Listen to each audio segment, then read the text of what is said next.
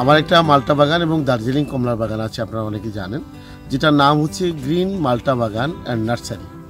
তো আমি এখান থেকে 5.5 বছর আগে আমি প্রথমে মূলত এই চাষটা আমি শুরু করেছিলাম।